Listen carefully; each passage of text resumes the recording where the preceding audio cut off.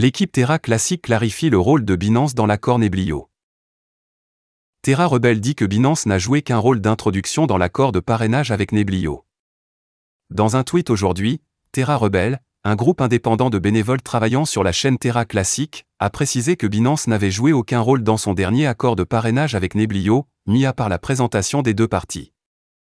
Pour quelques éclaircissements, a écrit le groupe. À aucun moment, Binance n'a joué un rôle au-delà d'une introduction initiale dans l'accord de support entre Terra Rebel et Neblio.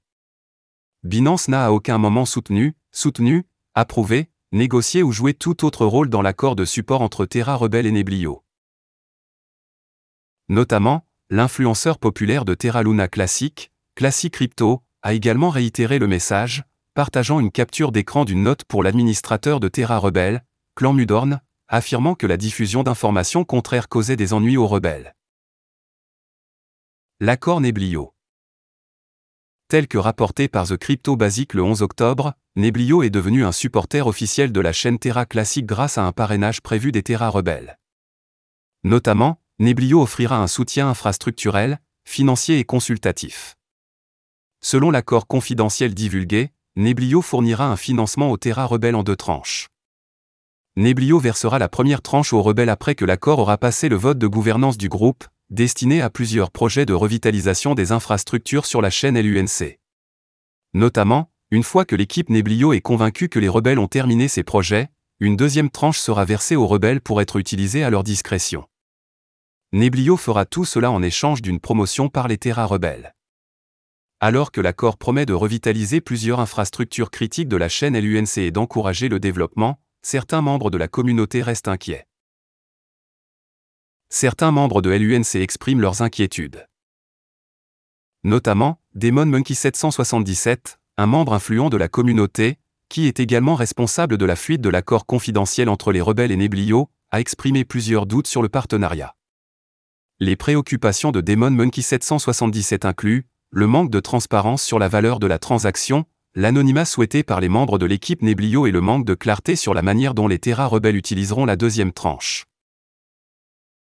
Pendant ce temps, le célèbre dénonciateur de Terra, Fatman, a décrit l'accord comme un coup mortel pour Terra Classic.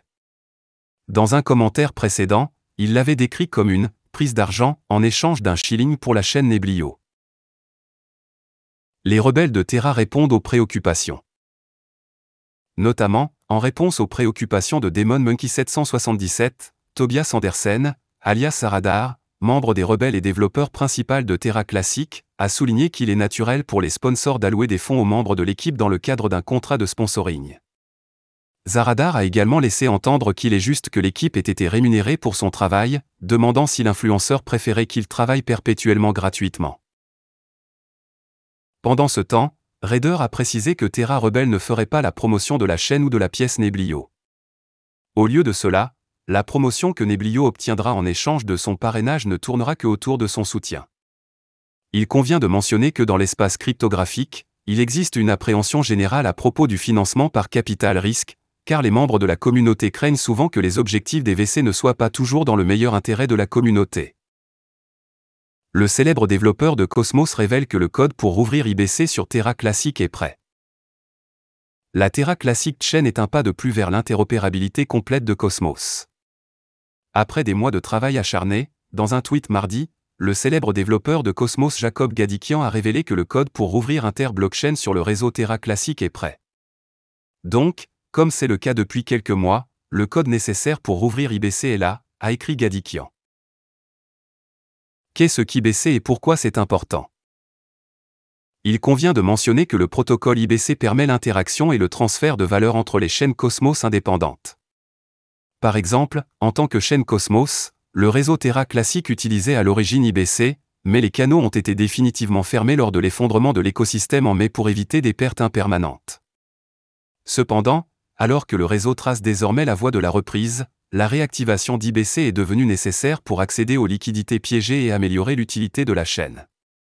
À cette fin, les Terra Rebels, un groupe indépendant de bénévoles travaillant sur la chaîne Terra Classic, ont pris contact avec Gadikian, comme l'a révélé le développeur principal Edouard Kim en septembre.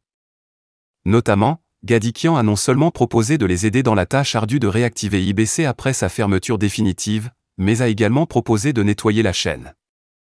Selon Kim, ce soutien a remarquablement accéléré le calendrier de la chaîne classique pour atteindre la parité technologique avec Terra 2.0, ce qui augmentera considérablement le nombre de projets sur la chaîne. Comme l'a souligné Venu, membre des Terra Rebels et chef de projet de l'équipe principale, dans un article de blog, si IBC est rouvert, les projets sur les chaînes Cosmos pourraient décider d'intégrer Terra Luna Classic comme option de paiement pour attirer sa communauté active. Par conséquent, cela augmente le volume de transactions utilitaires et en chaîne de LUNC, ce qui augmentera le taux de combustion et augmentera la trésorerie du réseau puisque 10% de la taxe de combustion va au pool communautaire. La réponse de la communauté. Sans surprise, la nouvelle que le code est prêt a suscité une vague de réponses positives de la part de la communauté. Max Callisto, l'un des PDG du populaire validateur LUNCDAO et le premier à avoir rédigé une proposition demandant la réouverture d'IBC sur la chaîne, a pris le temps de souligner l'éventuelle utilité qu'il apporte. Alors que le code est encore en test, Gadikian a demandé un vote de signal de la communauté pour savoir que la communauté soutient la réactivation de l'IBC. À ce titre, les Terra Rebels feront une proposition de gouvernance ouverte au vote dans les prochains jours. Si la proposition est acceptée, les validateurs peuvent mettre en œuvre le nouveau code, ouvrant ainsi IBC sur la chaîne une fois les tests terminés.